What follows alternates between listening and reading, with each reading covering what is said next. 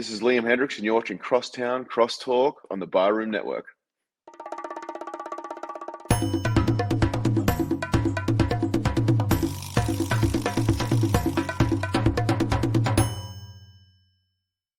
Some may find the following disturbing. Discretion is advised. Every summer in Chicago, the sunshine spotlights the city's spectacular skyline. Its luxurious lakeshore, marvelous monuments, and the over 200 neighborhoods in the city. And it also brings to light two of the greatest sports franchises in the world. On the north side, it's the Cubs. On the south side, it's the White Sox. This is Crosstown Crosstalk.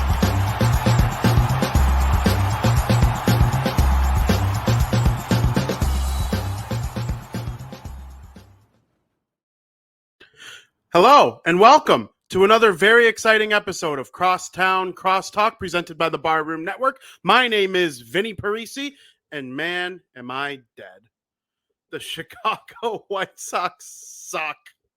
They don't suck, which is the worst part about it. They're just so average that they ended up coming in second place. You know what? We've all heard it before. Jerry Reinsdorf got his wish. He loves when his teams finish in second place. There's clips of him saying it, because that means they come into next year more hungry. It's a better money-making opportunity. It's a better opportunity for him to pay people less. There's nobody that I would rather bring in right now to talk about this stuff.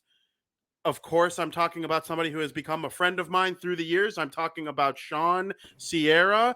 Shawn, your SportsZone network, man, it's been taken off. Before we get into the White Sox, tell everybody about what's going on with you. Oh, man. Hey, Vinny, thanks. I appreciate it. Appreciate the kind words, man. Appreciate being able to talk White Sox with you, man. You know, I'm a Southsider through and through. You know, grew up on 63rd in California, St. Rita High School. I used to walk. We used to have walkathons to Comiskey Park for fundraisers. So, you know, Sox fan through, and that was Comiskey, of course, not the new place. So my loyalties with his team are deep. You know, my favorite Sox guy is Harold Baines. You know, Harold, and then Ozzie, and then the Big Hurt. I love this team a lot.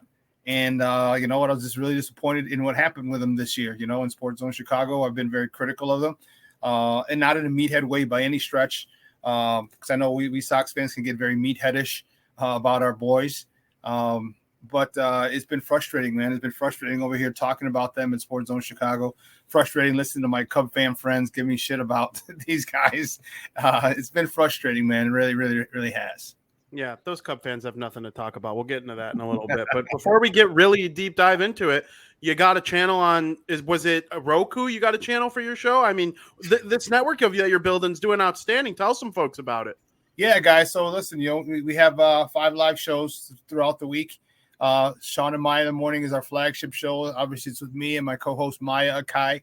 She's been in the industry since about 2010, I want to say. Well respected in the industry, and we just wanted to create a platform for talented people who want to talk Chicago sports. All right, there's just a lot of people on there. There's only, believe it or not, there's only 2 Chicago sports talk radio stations in the city. And we're like, wow, that's unbelievable. And there's just there's a slew of talented people and crews that need to have their work, you know, available to the public. And so that's why we created it. So we started off just on Facebook and YouTube, and then we grew. We have a mobile app. So wherever you get your apps from, you can download SportsZone Chicago, and they're archived there like they are on YouTube and Facebook. And then we said, let's step it up a notch. And we you know, went into I looked into how to get a Roku channel and how we can get it on there, and we did. And man, it's really it's fun. It's great. It's people are checking it out, are flocking to it. And just like the app, you can watch us live. You can watch us on demand, kind of like a Netflix. You can go back and check out the shows and go back and see them whenever you want. So it's really fun. It's really good. I'm happy with what we're building. We're not done by any stretch, but it's been a lot of work to this point. And you know what? It really hasn't seen. When you sit back and look at it, it's been a lot of work, but in the process of it, you know, the old saying, if you do what you love, you never work a day in your life. And that's how it's been for us over at SportsZone Chicago. So make sure you download the tile. SportsZone Chicago on all your Roku TV or Roku devices. You guys know how to do it. You've downloaded HBO Max and Hulu Plus and Hulu and Showtime and Stars, and if not, your kids did. So make sure you have them download SportsZone Chicago. You see the logo. Oh, you see the logo right here. That logo will pop up. Just download it and put us right smack dab in the middle of Disney Plus, HBO, Netflix, all that other good stuff. I love it. I'm a huge fan of it. I have it downloaded. It's really cool. I'm a big fan of the shows. So, of course, one thing I'm not a big fan of is when the Chicago White Sox come into a season with legitimate expectations that they will, at minimum, win the American League Central Division, and then you see what happens in the playoffs. The World Series was very much in play in a lot of people's minds, and then by the end of April, it really looked like things were going to be difficult for this team all season long. What do you attribute it all to? Dude, I only got an hour and a half, bro. In a nutshell. All right, that should give us about 45 minutes. Okay, good. Well, there's a lot of things that didn't play, man. It all starts with Tony La Russa. Or I should say with Reinsdorf. Okay, Reinsdorf hiring of Tony La Russa. There's no disrespect to Tony La Russa. It's just his time has passed. Okay, everything has a shelf life. It doesn't matter if you're playing, coaching, managing, whatever. Everything has a shelf life, and his shelf life is done. And there's a lot of things that are going on with this. There's an old saying in coaching is that either you're coaching it or you're allowing it.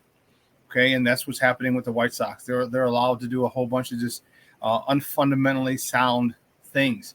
All right, you're not going deep in counts. All right, you got guys trying to hit 5-run homers with one man on base. All right, you're not hitting the cutoff man. All right, you're not focused.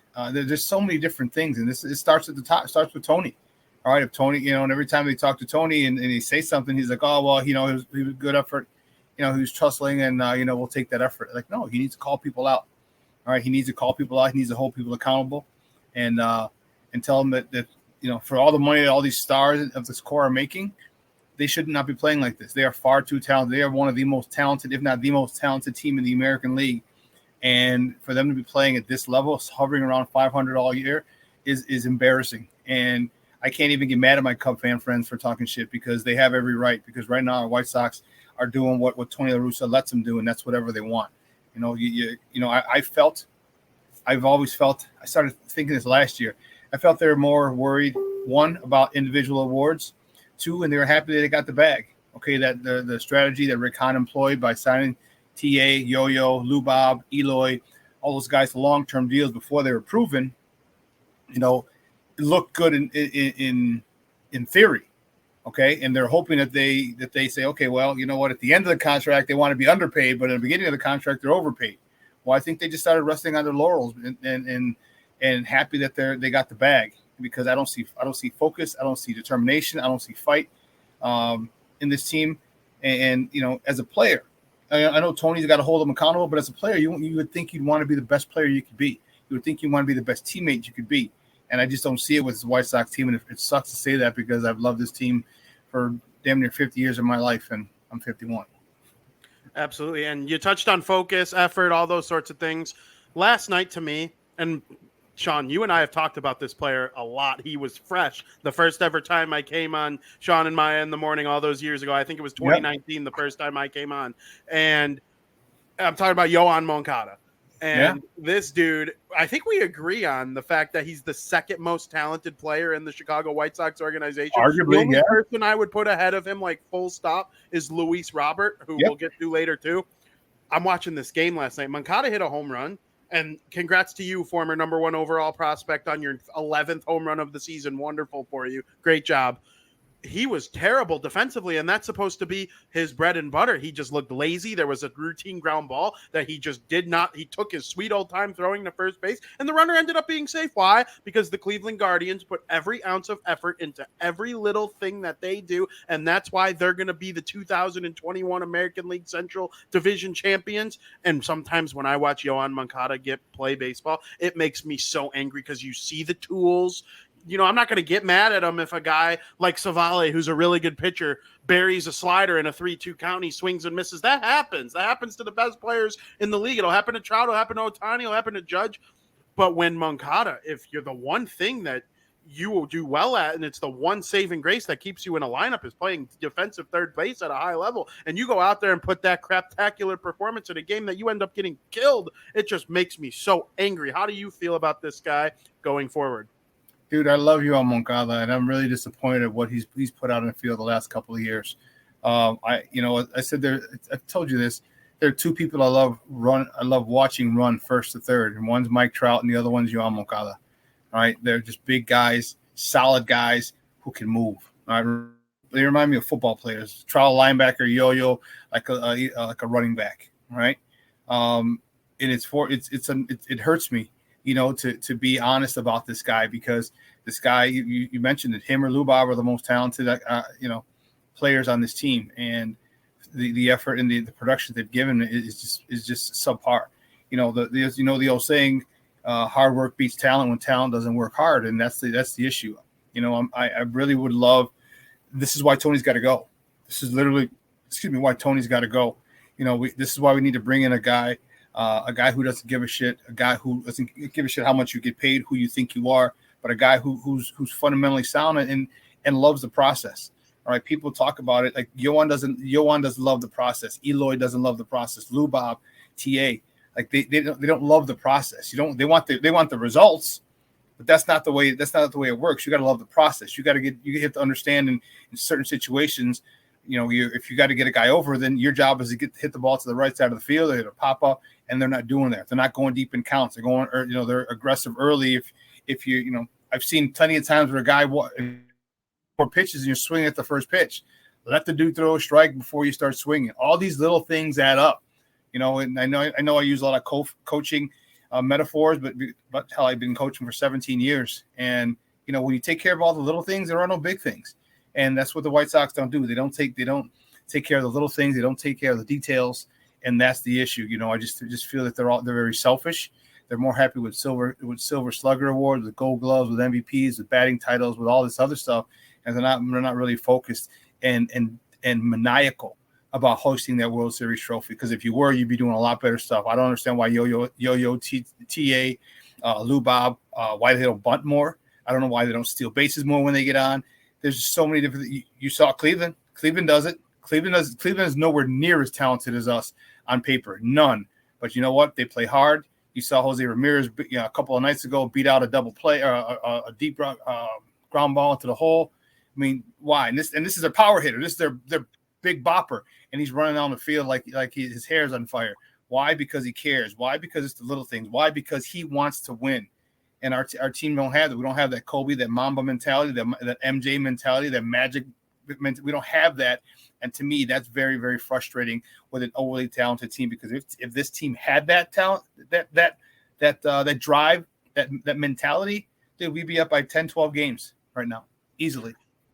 I'm watching the game at my parents' house last night, and Jose Ramirez comes up to bat, and I look at my dad, and I hate this mother. He makes me so angry because and that is the ultimate compliment. I'm getting red thinking about freaking Jose Ramirez. This guy is so freaking good, and he's good at everything. He's an elite defender. He runs hard. He hits bombs. He hits the gaps when he needs to. I think Luis Robert is capable of doing stuff like that, but the difference is you see him dog it down to first base a lot of the time, and Jose Ramirez is running for his life as if he's going to get shot if he doesn't touch first base before the ball gets there. And like you said, Cleveland is just so much less talented on paper than the White Sox are. They make $130 million less as a collective payroll. That's incredible to me that this team is going to be the division champion over a team like the White Sox, over a team like Minnesota, hell, even over a team like Detroit, who had the best offseason in the division, in my opinion, at the time. He makes me so angry. So, does Luis Robert, what is up with him? What's going on? Why can't he get to that level anymore? Because he's not being held accountable. Bottom line, nothing more, nothing less. All right, I don't give a damn what, athletes want to be coached hard. Okay, and even the modern athlete, it doesn't matter when you coach them hard. They may have an issue with it, and they may push back initially, but they know damn well it's in their best interest. Plus, let's be honest, where they come from, how many people in Cuba are trying to get out? How many people in Cuba are trying to use baseball as a way to get out, or the Dominican Republic? They're coached hard. They're used to competition. It's not like you're just the best and they're gonna you're a cakewalk. It's a money game down there. There's camps, there's combines down there where the guys are getting paid tens of thousands or hundreds of thousands of dollars per player. All right. So if you don't think they're being coached hard down in the Dominican Republic and Cuba and things like that, you're nuts. So he needs that type of supervision. All right. I'm telling my favorite coach, I think the guy who's perfect for this job is a guy who'll never get it, and that's Ozzie. I think Ozzie would be a perfect one. I think Bochy be another one. Maybe Sandy Alomar could be a good guy for this, but you need guys to get in their face. I like Ozzie because, one, he's fluent in Spanish. There's nothing going to be lost in translation. Two, he's a World Series champion manager, so there's anything he says you have to listen to. And three, I just think his personality is so big, all right? And Ozzie just doesn't give a damn. And Ozzie will get in your face and tell you what you're doing wrong because Ozzie knows what it's like to win a World Series. Ozzie's managed a World Series. He's coached a World Series champion with the Marlins. This guy's been there twice. All right, he's played around Hall of Famers. He understands the people who are great and what they do every day. And when you see someone like Yo-Yo not putting in the work, you see someone like Lou Bob, that'll piss him off, and that'll get Ozzie, on him. Again, it's not going to happen. There's just too much. He wants too much control, and the front office doesn't want to give it. There may still be some bad blood back in there. But we need a guy. We need somebody in there who's going to hold these guys accountable. We need somebody in there who's going to, hey, you know what? Every once in a while, call him to the carpet in the media. Why was he bent? Well, why was he not playing? Well, he got benched. I didn't like the way he ran to first base, or he was dogging it, and so he's going to sit down for a day or two and think about it. It's just things like that to put people on Front Street. Accountability is everything in sports, Vinny. It's everything, and right now the White Sox don't have it. One of the things that have gone well for this team, for the most part, has been the starting pitching. I've enjoyed most of the starting pitching. The White Sox, they're kind of right behind Cleveland in terms of a team that they lately have been pumping out good pitcher after good pitcher. They develop pitching well. It's a recipe that they have in the organization that works in a lot of ways, and nobody exemplified that better this season than the ace Dylan Cease. He's going to be in the conversation for the Cy Young Award when the voting comes to a close at the end of the season. What have you made of Dylan so far this season? First tag, hashtag, thank you, Northside team. I think Dylan Cease is awesome. He's learned how to. We've seen the stuff, dude. The stuff was wrapped around one bad inning. All right, for the previous years, he gave up a crooked number, 2, 3, 4, 5 runs in an inning, and then he locks you down. And he had to get that inning out. Okay, how do we get this lockdown performance, 5, 6 innings of lockdown baseball, shutout baseball, 1-run baseball, but not allowing that big run? Well, he's done his homework. He's started attacking guys more often. He's not waiting back. He's eliminated the big inning for the most part, and that's why he's in the conversation. Dylan Cease is one of the best pitchers in baseball. I love his stash. His dude is a stud. And, there's no ifs, ands, or buts about it. He is our ace. And somebody who has exemplified similar talent, in my opinion, but he kind of seems like he's a year and a half behind, and he's got less starts under his belt, is Michael Kopech. And I still, to this day, have never seen a player in their early 20s have a fastball that moves quite the same as Michael Kopech. I think if coached right, if healthy, if everything, he can be one of those $250, $300 million pitchers. I know that's crazy. It sounds unbelievable, but that's how I feel about his talent. And if he could get it all together, I remember the game against the New York Yankees earlier in the season. He almost he was thinking about no-hitting them. And that's a lineup with Judge and Stanton 100% healthy at the time. LeMahieu, Anthony Rizzo, Josh Donaldson, who even though he's an a-hole, he's elite hitter a lot of the time. Like this is a Yankee team that's great, and Michael Kopech shut them down. Do you agree with me on my assessment of them, or should I pull it back a little bit? I think this dude's off the charts. No, the pitch is great, but it's about accountability again. All right, you need to challenge these guys. All right, just because he has a good outing, okay, you need to say, okay, that was a good outing. What can you do better? Okay, the great ones, the superstars, the Hall of Famers, they know they're talented, right? What they're focused on are their flaws. How can I get this better? Okay, I had 3 walks. I need to get it down to 2 walks or 1 walk or no walks in a game. Okay, I had 100 and some pitches. I need to be a little more effective. I need to be a little more enticing, with my pitches and get more ground balls. These are the little things. But what I tell you, I'm gonna keep going back to it. You take care of little things. There are no big things. These are the things that they got to tweak. I think Dylan Cease is phenomenal. I think Michael Kopech is phenomenal. I think Johnny Cueto has been a godsend. Okay, but those first two that you talked about, win right, and Kopech's had to deal with a lot. All right, he had his girlfriend, he had the Tommy John surgery. All right, that messed him up a little bit. Then he had the girlfriend situation, and then she left him. And actually, I think they were married, and she left him, and they're divorced, and now he's a father without, and that's a lot. And people don't realize how much personal, I don't want to say baggage, but personal occurrences, events in your life can help or harm your on-field performance. So once it seems like he's getting, that's kind of past, everything's settled down, and once he's ready, I think next year should be a really, really should be a breakout year for Michael Kopech, and we'll have two freaking studs. Not to mention the fact that we're welcoming back Garrett Crochet, but that's another story. But I think those two guys next year should really, really be at place 1 and 2 in the top of the order. Yeah, and so Lance Lynn, outside of yesterday, when his team really didn't give him much support on defense or offense, he has had a pretty good second half of the season after the injury and starting off the season a little bit slow coming back from it. But I have all the faith in the world in Lance Lynn going forward. You mentioned Johnny Cueto. He's been sensational this season. I'm not sure he's going to be back next year just because of the nature of, contract negotiations and how things go in baseball and sports in general.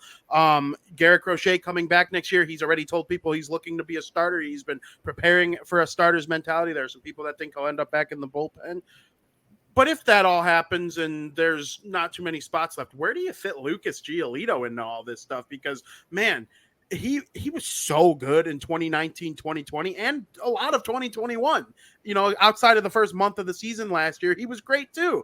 And so are we just going to give up on the guy after one brutal season? But the problem is the brutal season was brutal. You couldn't even trust him at all in this Guardian series. They made changes so he wouldn't pitch in it. So where are you at on Lucas? Lucas would be my 5. All right, he'll be my 5, and he may be a rotating 5. You know what? The problem that I have and the critique I have of him is that he's just mentally fragile, and that's the bottom line. You cannot be a phenomenal. You cannot be a great pitcher, a Hall of Fame pitcher, a generational pitcher if you're soft between the ears, and that's what he is. If you ever watch him, whenever he gives up a hit or if he gives up a home run, he strings a couple hits together or gives up a home run, you see the way he snatches at the ball when the catcher throws it back. He's very fidgety on the mound. His body language tells everything, and teams know that they got him rattled.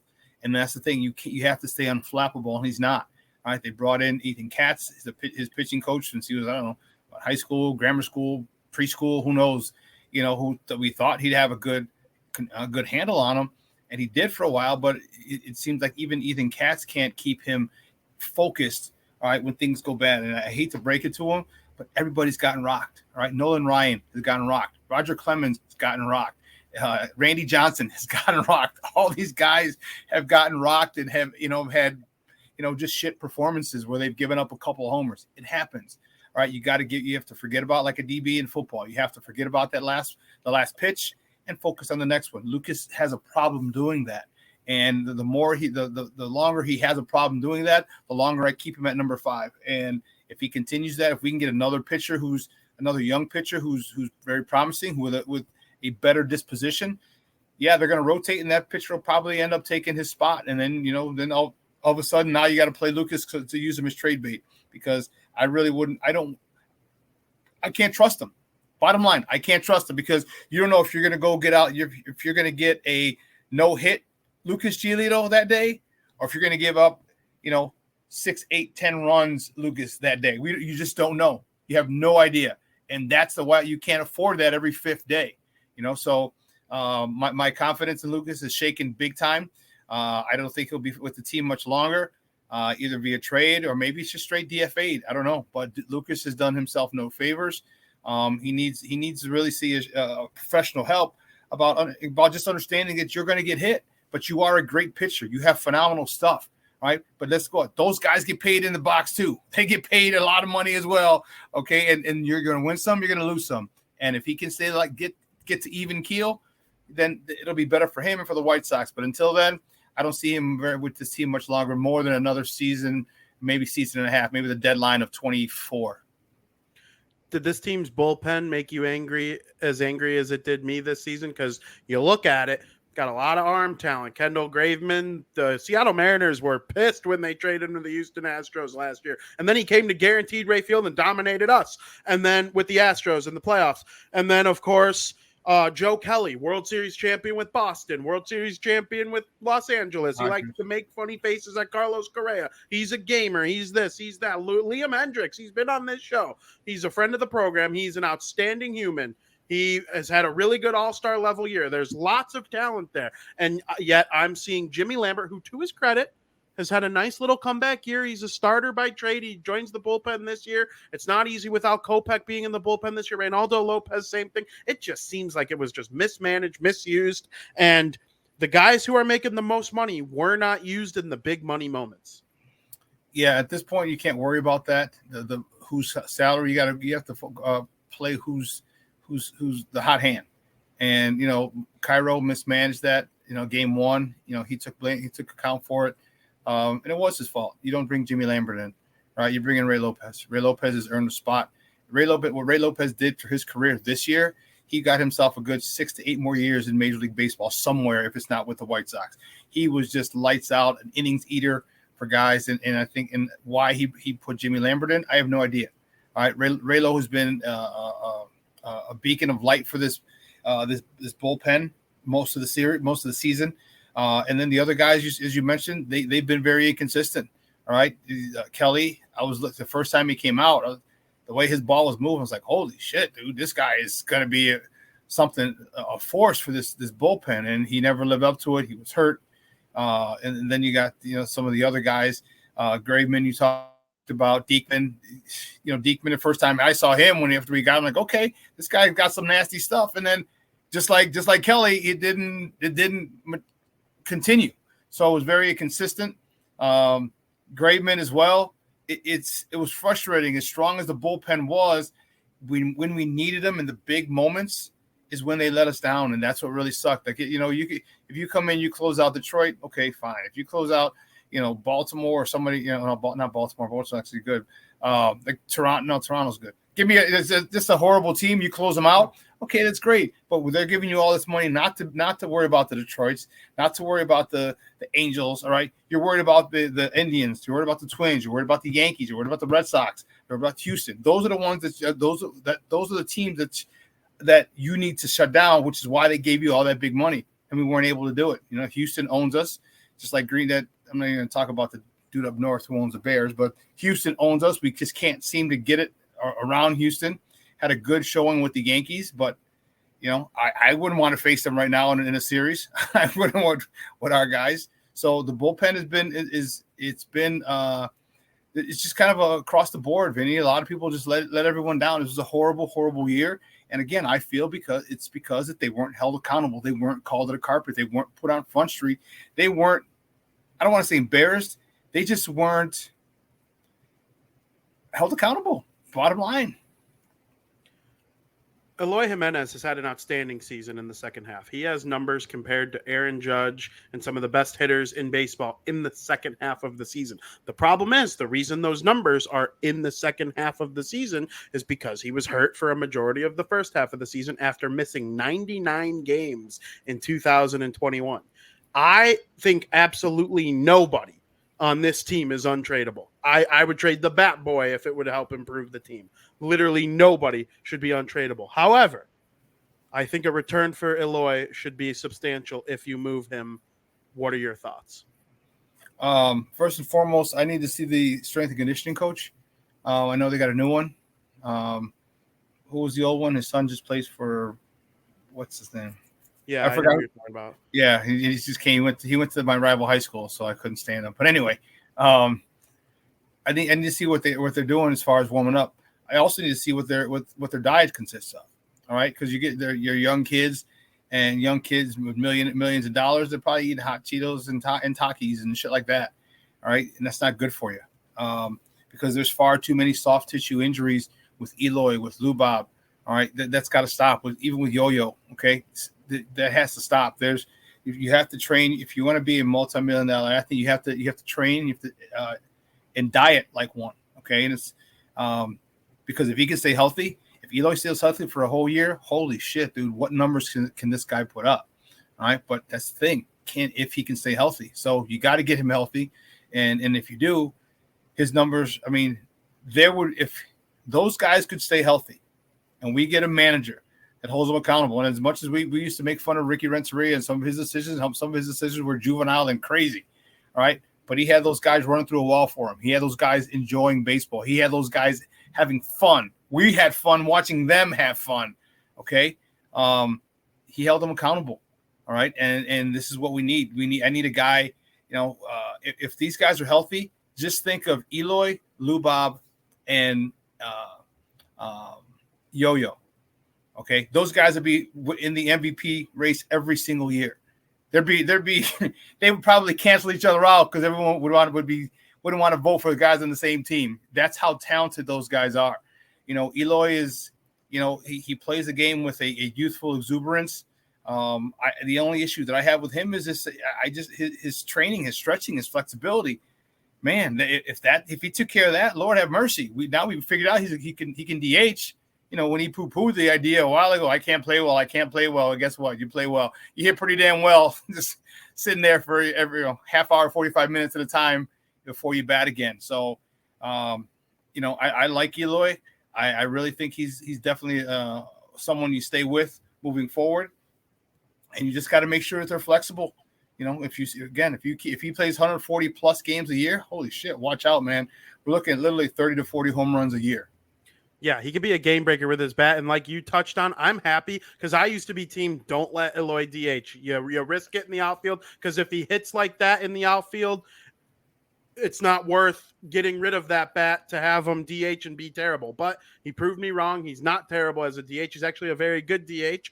It's like pinch hitting 3 times a game. So I understand why it's different than playing in the field as opposed to just sitting on the bench the entire game, except for when you hit. But he went out there and did it, and that kind of creates a new problem for me. The White Sox have had corner infielders playing the outfield every single day. Shawn, that would be like having you host a podcast about how to cook, delicious bread or something like that. That's just not your forte. You know how to host a podcast. He knows how to play baseball, Andrew Vaughn or Gavin Sheets or any of these guys, Eloy Jimenez. They know how to play baseball, but they don't know how to play the outfield. You don't know how to host a podcast about breaking bread. You know how to host a podcast about sports. So not saying you can't host a podcast about breaking bread. I'm sure you'd be great at it. But I just don't understand how they can do this game after game after game. So what they need to do is sports is a copycat league. All right, or copycat leagues. All right, and what they need to do is this is Rick Hahn falls smack dab in the lap of Rick Hahn because this is not a Tony La Russa issue, so he's got control over this issue. You got to look at moving Gavin Sheets. All right, look exactly what Cleveland did. All right, they had Franmil Reyes over there, big power bat. All right, ask the Northsiders, they're happy as a pig and slop to have that dude over there, but he didn't fit that system. Like you don't have a lot of big boppers except for maybe Josh Naylor, and he's a guy who hustles his ass off as well. All right, they wanted power guys, but they wanted guys who hit the ball through all over the park, all right, and run. So he didn't fit the mold, so they got rid of him. They couldn't trade him, so they just DFA'd him. All right, I think you can get something for Gavin Sheets, and I think you need to go get a legitimate, solid right fielder, a guy who can hit, who can run, a prospect or not. But you have to build a team. But first, you actually even have to you got to find an identity. Are you going to be built on power? All right, then you need to look at the hitting coach. All right, because why was the power outage so severe here on the South Side? Why? All right, this is the first year except for the COVID year. Jose's not going to get 30 and 100. Okay, no one was hitting home runs this year. No one, and you know what? At Sox Park.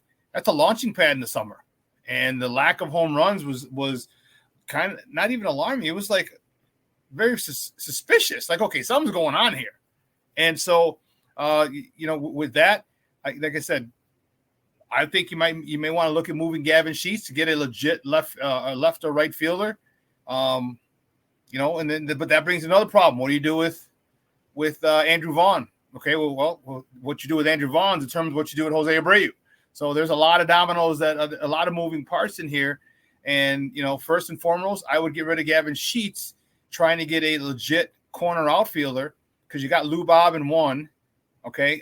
Put a legit corner outfielder in another. And we'll take AJ Pollock for another year or so out there. We'll be okay until we can find another, guy who can hit. Or I'm even okay with AJ Pollock, truth be told, because AJ Pollock is a guy who can knock the ball all over the park. Now, out of it, just, every so often, but in the park. And that's what we need. We need guys on base. We need get them on, get them over, get them in. Sounds simple, but it's just, for some reason, it hasn't been for our good guys. Absolutely. So in 2004, the White Sox made a big move after having an extremely disappointing season. The Minnesota Twins clinched the division at the time U.S. Cellular Field and celebrated their division title in front of our fans. They went out and made a huge move. They traded Carlos Lee, who was a fan favorite. Everybody loved him. They traded him for Scott Podsednik. People are like, what are you doing? Scott guy. What the hell? What do you trade for Scott Podsednik? You mean the skinny guy from Milwaukee that steals bases and hits the ball softly on the ground into the outfield and ended up having 0 home runs in the regular? What are we, the 90? What are we, the 80s St. Louis Cardinals? Yeah, exactly. And he ended up having 0 home runs in the regular season of 2005. And then he hit a home run late in a game against Boston. And then he hit a walk-off home run in the playoffs against the Houston Astros in the World Series. Is there a big, bold move about to happen from the Chicago White Sox? And I'm not talking about trading Gavin Sheets, Shawn. I'm talking about trading Yoan or trading TA or trading, I'm not going to say, I'll say anyone, Luis Robert, Michael Kopech, something to get this team on a different level. No, I think they're gonna stand pat with it. I think people are gonna. I don't think they want to stray from the core yet. I think after next year, if they don't make the playoffs, I think then we're gonna see some Acme fireworks going on the field and not outside the stadium. So I think they're gonna stick with one more, but they're gonna make some more moves. All right, and the fringe move would be, like I said, a Gavin Sheets. It might be an Andrew Vaughn, which I really don't want. I don't want him moved. But if you can get a guy who fits in that clubhouse, who, good corner outfielder, that's going to pay big dividends. And then you let these guys run. All right, let these guys run, dude. Let these guys. You're only 24, 25, 26, 27 once. All right, you have the ability. That's a weapon. That's shooting yourself in the foot. That's not firing your pistol. That's not going out with all guns a-blazing. How can you continue to not allow these guys who are speed burners? All right, I'm talking TA, Yo-Yo, and Lubob in particular, not allow them to run. All right, but why? Because you're worried about the soft tissue injuries. Dude, everything is so intertwined. It's not. You couldn't script this better, or should I say worse, for the White Sox. How intertwined everything is. I couldn't agree more, Shawn, and that about puts a bow on the White Sox. I do want to ask you, I know you're well invested in Chicago sports in general. There are a couple other teams in town I want to touch on before we let you go. I've been covering the Cubs all season long on this show and for Fansided. So, we got to give them a little bit of love on the show, even though we don't really actually want to deep down inside. No, I'm kidding. Right. What have you made of their season as a whole? There are people claiming that they might even have a brighter future than the White Sox at this point. They have lots of prospects. Peter Crow Armstrong, who they got for Javier Baez, has lit the world on fire. People thought they weren't getting top 100 prospect last summer. Well, you did. In fact, you got a top 30 prospect. He's amazing. What we've seen from Nico Horner, Ian Happ, we'll see what happens with Wilson Contreras in the offseason. What have you made of the 2022 Chicago Cubs? David Ross is one hell of a freaking manager. That's what I made. All right, because you got guys who are playing for nothing. You got guys a whole bunch of prospects. You got a whole bunch of some veterans who realizes, we're talking Happ, we're talking Contreras, we're talking Jay Hay for a little while. And all these guys, they realize this is going to be a shit team. It's going to be a rebuild. And guess what? Yeah, they're still 20 games under 500, but they're competitive. All right, they're exciting to watch. All right, they might lose, okay, but in the event that you shoot yourself in the foot, that you don't handle or play fundamentally sound, they'll stay in the game. All right. So wait till Rossi gets some talent. Wait till some of the talent that's up there now, the youngsters, I guess technically not prospect, but some of the youngsters that are now mature. Okay. That culture's already been set by Rossi. All right. You're playing 27 outs. Okay. And, yes, again, they're not talented right now. They're getting beat by a lot more talented teams who have more invested and are fighting for playoff position or for a playoff spot period. So they're getting beat. But the way they compete, the way that they approach the game, the way that they play baseball the right way. All right. And this was a culture setting year for the Northsiders. And what sucks, dude, what really, really sucks is I would hate to see this team be better than my White Sox next year with a hell of a lot less talent. Yeah, I would say it's certainly possible. And the only way I think that wouldn't happen is if the White Sox get back to where they were last year and have a healthy Luis Robert, Yohan Moncada, Eloy all season long, maybe make one big trade or one small trade that helps improve the team just a little bit. I think the White Sox have a distinct pitching advantage. Yes, and the Cubs to me, and I'd like your thoughts on this, even during the Theo Epstein era, weren't very good at developing pitching. They won a World Series in an era where they weren't great at developing pitching. They traded for Jake Arrieta and kind of got lucky that he turned into a star. Not lucky, but he didn't develop with them. He was already in the MLB. They signed John Lester, who was going to the Hall of Fame with or without the Cubs 2016 World Series. John Lackey, great pitcher in his career, ended up being a number 5 because of other guys accelerating. Kyle Hendricks was with the Texas Rangers. They traded Dylan Cease. They get rid of these pitchers that are in their prospect system, or they turn into be busts. Is that tide turning at this point? It seems like they're trying to develop more pitchers because Theo's mantra was develop the position players and we'll go by the pitching. All right, and right now it seems as Jed's philosophy was a little different. Jed's trying to build through the organization. He's getting prospects. He's getting youngsters. Young pitchers, that is, and having them come through the system and having them develop, a lot different than the way Theo did it. So, they have a shot, and the best part about it is you see what you got, you get as many pitchers as you can. I mean, because Jesus, how many pitchers did they draft this year? So you do that and you see, okay, you throw everything in the wall. What sticks? Okay, so say we get 2 good pitchers, maybe 2.5. Now you only got to go get 1 ace. All right, you got 1 ace. You got 2 good pitchers in the hat. Dude, you got 3 good starters you're comfortable with. You can go into a playoff series with 3 starters, okay? And it's just a little different way that the Cubs are developing and bringing up their players than they did before. And will it work? That's to be determined. But we'll find out in 2025, 2026.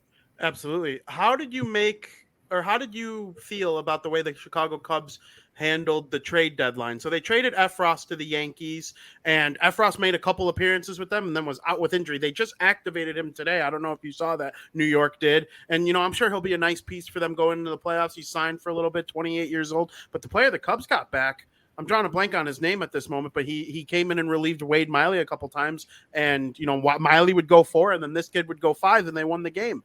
And they didn't trade Wilson Contreras. They didn't trade Ian Happ. Now, they got Ian Happ for next year if they want to. They could go through this whole thing again. But Wilson Contreras is free to sign with any team as of, November 1st or whenever the World Series is over. What are your thoughts on how they handled the trade deadline? And then I promise I won't make you talk about the Cubs again in a positive manner. Thank you. That I appreciate. Is it Hayden Wesneski you're talking about? The Yankees number 7 prospect? Yes. I was surprised. I really was. I was really, really surprised that they didn't move Contreras. They didn't move Happ. I was really surprised. And the thing about it is he can walk away. He's an unrestricted free agent, and you might just lose him. If that's the case, that goes to show you how bad they really wanted to get rid of him, that they'll just let him walk away. Because it's not like there weren't. And that's the thing. It's not like there weren't teams who were willing to trade for Wilson, to trade for Ian Happ. There were rumors for, I think it was in Minnesota or one of the teams in the AL Central, and the Houston Astros too. They gave up nice things for Christian Vasquez, who's a nice player, but he's certainly not Wilson Contreras. So why they kept him, that boggles my mind, Vinny. I have no idea how that didn't go down. I really don't. So you know what, they that may have, I would love to ask Jed what he was thinking, and remember what they came out with some bullshit like, oh well, we tried to move him or whatever. Like, nah, dude, if you wanted to move him, you would have. There are more than enough rumors out there that teams wanted him. One of those had to be true. So I have no idea what their thought process was by any stretch, dude. Yeah, I agree. There's no doubt, in my opinion, that both Chicago teams botched the trade deadline one way or the other. But one team I know you enjoy talking about is the Chicago Bears. And we talk a little football on my hockey and baseball podcast. We're no stranger to that over here. So I'm curious to know, they won the game in the monsoon. San Francisco lost 100 yards on penalty minutes. Everybody was ready to crown the Bears after one win. And listen, nobody loves Overreaction Monday more than me, but they got humbled against the Green Bay Packers. And now people are saying, well, it's just the Packers. They're going to go out and kill Houston, which they very well might. But Houston's one of the 4 teams worse than you on paper. So, let's hold back on these expectations this year. In my opinion, they don't have enough talent, but I'd like to know where your thoughts are on the Chicago Bears and specifically Justin Fields. Oh yeah, they don't have enough talent, but they have talent. Here's the deal: when they play correctly, okay, when they play smart, part of the hits principles, the sum is much greater than the parts, much greater than the parts. All right, Green Bay. Early on, Sunday night, at night, you're the, only game on the docket, the rivalry, the history, the offensive coordinator used to be the OC over there. There was just a lot. I think sphincters tightened with a lot of those guys, truth be told. Maybe even with Luke Getsy. You're not going to play Aaron Rodgers every week, Sunday night at his place. Okay, you're not. He was going to do that to a couple of teams. You can look at whatever you want to look at and to create your own narrative. All right. Yeah. Justin Fields had a bad game. Yeah. They're not going downfield. Okay. Yeah. Justin Fields is slow making reads. But then you also got to, if you want to just do that and be a doom and gloom guy, then you're only giving half the narrative, because you've seen Justin Fields make some good throws. You've seen Justin Fields be a stud athlete. Justin Fields is a winner. Okay. And there's something about winners. There's nothing tangible you can touch and say, all right, a winner is a winner. All right. He's won in high school. He's won in college. All right. And not at the Division 2 or 3 or 4 level or 5 or JUCO. We're talking at Ohio State. All right. This guy's a winner. Get him some talent around him. All right. Let him get settled in his offense. Dude, this is his 3rd offense in 3 years. Come on, man. All right. When you first started podcasting, were you as good as you are now? No, you had to learn the ropes. All right. We all did. Whenever we start something new, it's different. And let's not forget, Justin Fields is the only one who has to learn the new offense. Everybody has to learn the new offense. All right. You're asking dumb linemen, who are stereotypically dumber than the rest of the guys. They have to learn a new offense. They got to man counts, wide receivers, running backs, same thing. You got to ask them to get comfortable in this new system. They got to get comfortable running behind linemen. Linemen have to get comfortable or get familiar with how the running backs run, the different ones, because now we have 2 good ones. It's going to take time. It's going to take time. And as much we've been blessed with a schedule that's pretty easy to this point. Yeah, Green Bay was tough. Okay, that's not a problem. We caught San Fran in the midst of if Jimmy G quarterbacks that game, we lost. Hands down. Not even a question. Okay, but we caught him at the right time. The monsoon helps. We snuck a victory out there. Now we got the Texans. This is a team that we should be able to handle. Then we got the Giants, and the Giants are 2-0, but that's a team we should be able to handle. We should come out of the first quarter of the season with a 3-1 record. I don't know about you, but everyone was talking about Bear possibly starting 0-4. All right, that was a lot of talk about people who don't know shit about football. Okay, but the way that they're playing. But listen, the more that this goes along, the more the Bears get ugly wins. Guess what? The more chemistry they're getting. The more familiarity they're getting with each other, the more this defense shells, the more this offense shells, the better Justin Fields get. So the longer you keep having shitty wins and ugly wins, and wait till next week, and they got lucky, and you keep talking, people keep talking all that shit. The longer they keep doing that, guess what? It's not going to be talking shit anymore. It's like actually the Bears are going to be starting to get pretty good. All right, the defense is really going to settle down and be a shutdown defense. This offense is going to be able to score a few more points than they've been scoring. All right, we're going to get Velus Jones back. Hopefully the next week or two. I don't know about Sunday, but the next week or two. You get N'Keal Harry back in a couple of weeks. All right, he's their deep threat. Their jump ball guy. Go get it. All right. Once you have everybody there, all right, just like the White Sox. They didn't have everybody there all year. How many games? 10, 15 games they had all year where everyone's healthy? All right. Once they get back, the Bears have a lot of different guys on offense with different skill sets that you can use differently. All right, I'm waiting for those crossing routes that we've seen Green Bay exploit the Bears with for the last I don't know when did Favre start playing there? 90s. Okay, Yeah. Those same things. Okay, I'm waiting for those routes. I'm waiting for Bayless Jones to get open. I'm waiting for Darnell Mooney. All right, we don't have a full complement of players, and so yeah, it's going to take that in addition to it's new for everybody. It's going to take a while. All right, I'm not putting him in the Super Bowl. I'm not putting him in the NFC Championship game. I might not even be putting him in the playoffs. All right, but I'm telling you, this team is going to get better. All right, they're going to get better. They're going to get better. They're going to get better, and they're going to steal a lot more games than they should. They should win technically due to their talent. Okay, and we'll see. They may flirt with a playoff spot. Okay, but trust me, the biggest thing is if you cut down on the mistakes of Justin Fields and his fundamentals and mechanics, and he gets better sooner, then watch out because this dude is a winner. I like what you say about Justin Fields with winning and comparing him to certain other players across the league. In my opinion, when they first started, talking about Justin Fields as an NFL quarterback when he was at Ohio State, the natural comparisons were guys like Russell Wilson and Kyler Murray and stuff. Guys who can use their legs and in addition to making big plays aren't necessarily the biggest stature guys in the world. But what I'm really seeing a little bit from Justin Fields is a guy who just will try to figure out what he has to do to win, and he could use his legs, he could use his arms. The guys that come to my and also got a little bit of hate early in his career so far for the way he's played. I think of Jalen Hurts of the Philadelphia Eagles and Tua Tagovailoa of the Miami Dolphins. Those are two guys who went to Alabama. They were coached by Nick Saban, and they've taken a little bit, but now who's talking? They're a combined 4-0. Can Justin Fields? Josh Allen. They wanted Josh. They're trying to run Josh Allen out of Buffalo. Absolutely. And Josh Allen's the same way. I think he probably has the highest ceiling of every guy that I named there, Josh Allen. Mm-hmm. But Justin Fields, there's no reason to think he's not right there with those guys. No, Vinnie, I agree, and it's part of the process, man. It's if you thought that they're going to have a new offense, everything was going to click perfectly. If any of you guys thought that, you guys were mistaken. All right, you guys were just mistaken. It is what it is. You know what I mean? You just can't. Offenses don't work that way, dude. They don't. The Kurt Warner story that's an anomaly, dude. Okay, it's an anomaly. It takes a minute. It takes these out, but once they do, and here's what they're doing is what I love. All right, they're getting a system. Okay, they're getting a system. So when Bayless Jones gets hurt, or if he gets hurt, guess what? They can put Treston Ebner in there, or they can put a guy that they drafted from a FCS school, or a guy who undrafted free agent. Why? Because he fits that system. He's good at what they do. How many Julian Edelmans, Wes Welkers, Amendolas did you see with the Patriots?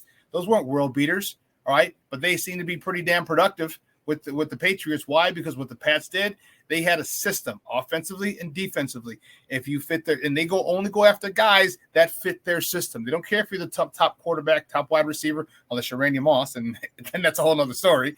But they go after guys who are going to fit their system. They're going to go after guys. It doesn't matter what college they went to, what level it was, how much money they made before. If you can do and you have that skill set for this specific position, then they're going to go after you and they're going to hold you accountable. And that's what this organization is doing now. They had a lot to clean up.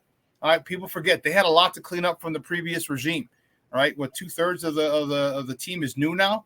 All right, they're trying to put their stamp on it. They're trying to get their culture set. They're trying to get their philosophy inbred in these guys, and it's going to take time. All right, and the sooner you keep winning, if you have Justin Fields continue to win, even if it's sloppy, guess what? Those wins equate to confidence. All right, and then the culture that they're talking about, you're going to start to believe it more than they already believe it. So I like what they're doing. It's going to take a minute. All right, but don't be surprised if the Bears come out 3-1 after the first 4 games, and later in the season, or as the season progresses, all of a sudden they're at 7 wins, 8 wins, 9 wins. Like, how the hell did that happen? Because they're not going to shoot themselves in the foot. They're going to take advantage. They're going to cause turnovers. All right, and then once they get in Keel Harry back and they have their jump ball guy, 6'4" with a 37-inch vert, who did exactly that in college. Well, guess what? Now you're cooking with gas. Now you have a recipe for success. I couldn't agree more. That's very fair. I appreciate the analysis. Before I have you promote yourself on your way out, I'm going to put you on the spot really quickly, just right off the hook.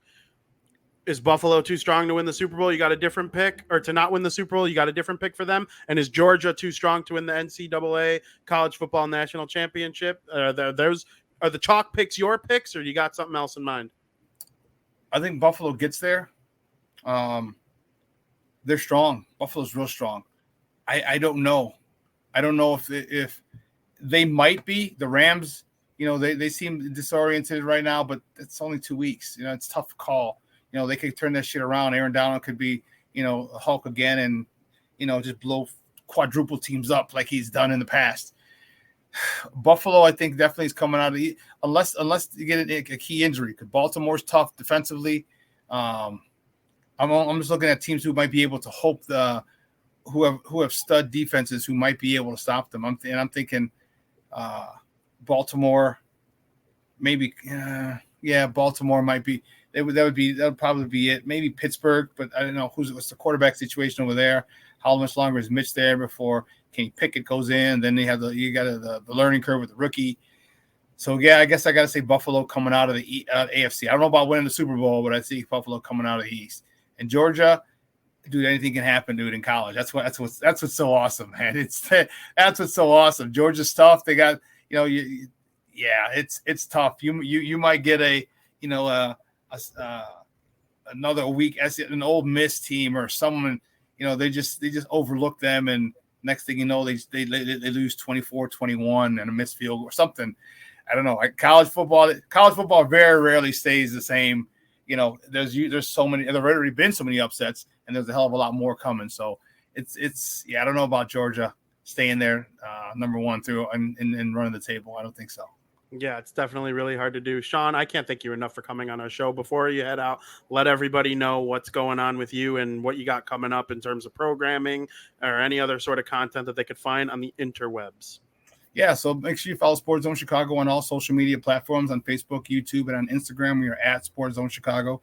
On Twitter, we are SportsZone Chi, CHI. Make sure you download our mobile apps, so wherever you get your apps from.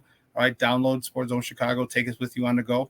And make sure you download us on your Roku device. We have our own Roku channel.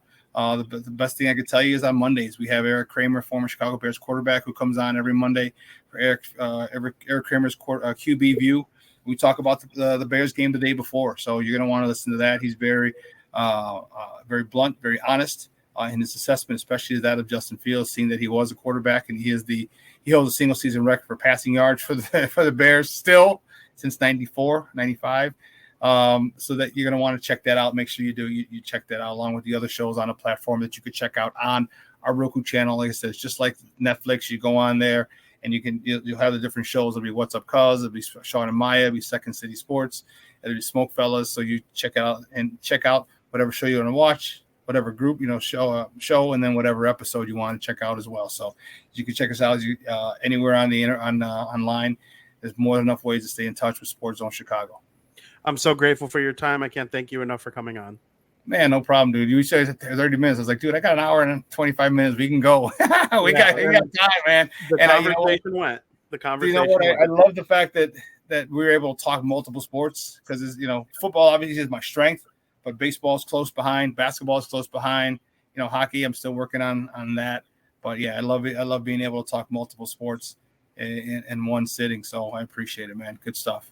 Absolutely. I can't thank you enough for coming on. And everybody, make sure you follow at the Shawn Sierra on twitter.com, and you can go there and find all of his work with SportsZone Chicago. And before we get to the rest of the show, we are going to send you to a quick commercial break. Thank you, Shawn. Hey, Vinny, no problem, buddy. Anytime.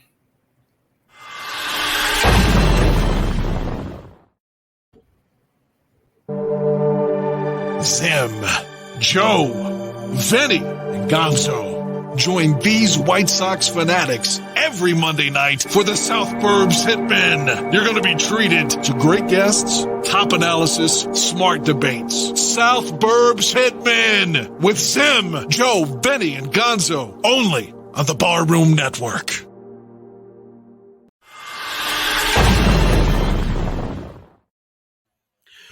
Welcome back to Crosstown Crosstalk, presented by the Barroom Network. My name is Vinnie Parise. I cannot thank Shawn Sierra enough for coming on our show. I love talking sports with him. Like he said, the original plan was a half hour. Then he told me he had a little more time than that. And when the conversation goes, the conversation goes. As Lisa points out, it was good talk. There's no doubt about it.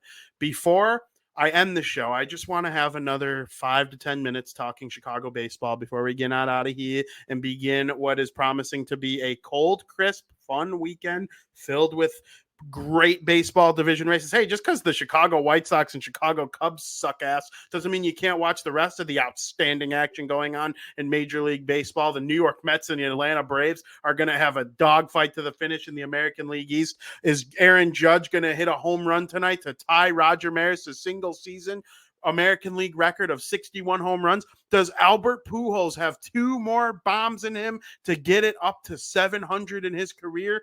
All of this stuff is going to be outstanding to watch over the next 2 weeks worth of games. I'm excited about it. The Chicago Cubs, we will put a bow on their season. We never really needed to have a eulogy for the Chicago Cubs at any point this season because they were dead before the season started by design. I'm not even ripping on them by saying that. It was by design. They're rebuilding. They're trying to get this thing off and running. They weren't as effective at the trade deadline as I thought they were going to be, but that conversation will come at a different time. The Chicago Whites. Oh, I'll give a little bit of a nod to my friend Cole Franklin, friend of the program. He's been on. He's coming on again soon. We have been chatting lately. He and his South Bend Cubs of the High A Baseball League are the champions of their league. They won a ring last night. That is outstanding. I'm very happy for Cole and all his Chicago Cubs High A teammates. And we'll see which of those guys are able to eventually play for the Chicago Cubs at Wrigley Field one day. That will certainly be exciting. I can't wait to have Shawn back on, and we will go over what is up next for him as he starts his career again on his way up the Chicago Cubs totem pole and hopefully into the MLB one day. I think that's a major league debut that I have to be at no matter what.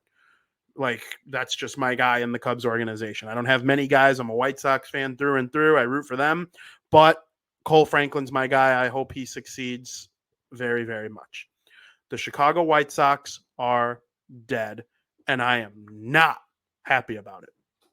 This team came into the season with World Series expectations. They were supposed to win the World fucking Series. And they go out there and put out that dog pile of a season? Are you shitting me? You got killed by Cleveland in a game that you just had to win. You had to win, and you go out and lose 8-2? Are you kidding me? That's a joke. This team sucks. Yeah, they're going to be over 500. Who the H cares? That don't mean you're good. That don't mean you're a complete embarrassment to an entire city after what was supposed to be an outstanding season. Let me tell you this. Jerry Reinsdorf, you need to get the H out of here. It's time for you to sell the team. I think he's going to. This is the year. And when a new owner comes in, I want him to own. Okay? Look back at what happened in 2022 and say, how can I make this a winning franchise? Who the H made it where Yoan Moncada gets $25 million next year? I want him gone. Okay, whose fault is it that there are 2 first basemen playing right field and left field every single day? I want him gone. Eloy Jimenez and Luis Robert have been out for a combined 200-something man games over the last 2 seasons. Who the H is the athletic trainer on this team? I want him gone. Luis Garcia played how many games last season? He was in the starting lineup how many times? Who's in charge of that? I want him gone. That is a complete joke. This team sucks. You had a chance to make it to the playoffs for the 3rd straight season for the first time in franchise history, and you blew it. I just cannot believe that this team had the audacity to, after being kind of in a competitive game on Tuesday night against the Cleveland Guardians, then you lose it in extra innings, to go out there and play with that dog shit effort on Wednesday night. You got Yoan Moncada lollygagging, taking his sweet time throwing the ball to first base, and the runner ended up being safe. I just cannot believe that that is the effort that this team goes out there, and they go out there and they walk up to home plate looking like they're a bunch of badasses. You're getting killed 8-2. You have no chance. This Cleveland Guardian team collectively makes $130 million less than you. Do you know how much $130 million is? Do you know what Cleveland could buy for $130 million extra to their roster? Let's say they just F around and spend that $130 million difference this offseason, and they bring in someone like Aaron Judge. Okay, you bring in someone like Aaron Judge, all of a sudden you have only $100 million left. You could bring in superstars to be on this team that works hard and plays well, and they got Steven Kwan and Jose Ramirez and an outstanding pitching staff with Bieber and McKenzie and Quantrill. I just don't understand how that team can, with so little, do so much more than you. That, as a Chicago White Sox fan, hurts, and it hurts a lot. This team blows. Yasmani Grandal, you're the highest paid player in the history of the Chicago White Sox. Excuse me, I almost choked on my embarrassment for this team. Yasmani Grandal, with his 60-something weighted runs created plus 100 is major league average. Okay, what an embarrassing team. The approach to this team. What was Tony La Russa and Frank Menechino doing all season long? It was clear that when Tony La Russa left, the team started to play with a little bit more vibrancy, and it looked like they actually wanted to be there for the most part until it was obvious that they're done and they put out that dog shit performance on Wednesday night. I just can't believe that this is what the season has come to for the Chicago White Sox. I had such high hopes for them, and they've probably hurt me more than any team that I've been a fan of in my entire life of being a fan of sports teams. I've seen some of my sports teams have success. I know what success feels like as a sports fan. I know what failure feels like. I remember when the White Sox won the World Series in 2005 very vividly, and how happy it made me.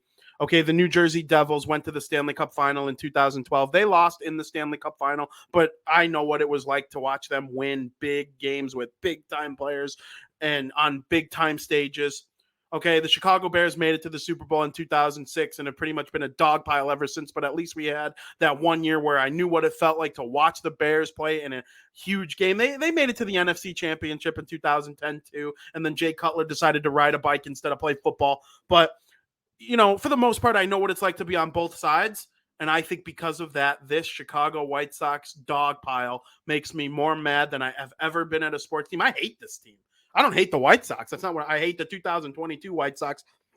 I never in a million years would have thought that there would be a team that I hate more than the 2016 White Sox. You know, when Chris Sale was cutting up jerseys and Adam LaRoche was bringing his asshole kid into the locker room and wondering why everyone thought that was weird. And Adam Eaton was a dickhead to everyone and no one liked Todd Frazier and Hawk Harrelson's leaving the booth in the middle of the game. I never thought I would hate a team more than that asshole team. They were assholes. This 2022 team sucks in every way. I heard a clip from the Cleveland Guardians radio broadcast yesterday, and they're talking about how people in Chicago don't even like this team. Ding, ding, ding. Spot on. They don't hustle. They don't look like they want to be there. They look lackadaisical. They hit the ball on the ground. Nobody tries to hit it in the air. Don't tell me launch angle isn't a thing. The 2022 White Sox proved that all launch angle haters are full of crap. Because if you don't hit the ball in the air and out of the park and split gaps and have a high OPS, you have no chance of winning. The White Sox are going to lead the MLB in hitting. And they got nothing to show for it because they can't drive in runs. You need power to drive in runs. Look at all the top power teams. It'll look like a recap of the standings. Okay? This team is a joke. This is the end for them. They are on life support. Their tragic number in the division is 8. Their tragic number in the wild card race is 9. And I can't wait till they reach that number. I don't even want them to make the playoffs at this point. Not a single person outside of Dylan Cease, Johnny Cueto, and Elvis Andrus deserves to play in the playoffs this year. I hope there's big changes. They need to make a big move. I know Shawn said that he thinks like a Gavin Cheats is like the biggest move. Trade Yohan Moncada if anyone will take him for a bag of baseballs. Make noise in the league. Make people realize you are a serious team. I thought that's what was happening when they cut Dallas Keuchel. You know, I thought that's what was happening when they signed Yasmani Grandal. Okay, it's not Yasmani Grandal's fault that he's the highest paid player in team history. It's really not. You know, if someone offered you $75 million to do something, you would do it. Okay, and he was great for the first 2 years of his contract. He sucked this year. We'll see how he is next year because we sure as hell know he's going to be on the team next year. Rick Hahn, you traded for Jake Diekman. That was your one big trade deadline acquisition, and he's the one who eliminated you by having a dog shit 5-run 11th inning on Tuesday night. I'm done with this team. The Chicago White Sox are dead. There will still be put on your Sox videos every single day until the season's over. And then throughout the offseason, whenever something big happens, I'm not done with the White Sox as a whole. I'll be here every step of the way until I take my last breath. But I promise you the 2022 season is dead. Enjoy the games while you watch them. Root for Eloy Jimenez to hit home runs. Root for Dylan Cease to win the Cy Young. By all means, do it. But in terms of wins and losses, it does not matter anymore. You're 6 games out of the division. You're technically 7 games out of the division because Cleveland has the tiebreaker. And if you tie with them, there's no game 162. The wild card all of a sudden is more appealing than the division. And that's still out of the question because the 3 wild card teams are for sure going to be the Rays, the Jays, and the Mariners. So don't even come to me about the wild card. There's no chance. It's done. There will be no playoff baseball in Chicago, and that's a joke. Crosstown Crosstalk is worse for it. And although it really sucks, at the end of the day, I'm very happy that we have plenty of people watching the programs and seeing what's going on with Chicago sports. I'm never going to stop doing it. Even if that vein pops up in the middle of my head again, I'm still going to do it. And, on South Burbs Hitman on Monday, we're going to break it down even more. And I'm certainly not going to be happy about it then because they'll probably have gotten swept by the Detroit Tigers this weekend up to that point too because they suck. And they're a poorly managed team. They're a poorly general managed team. They're a poorly owned team. And it's really, really starting to piss me off.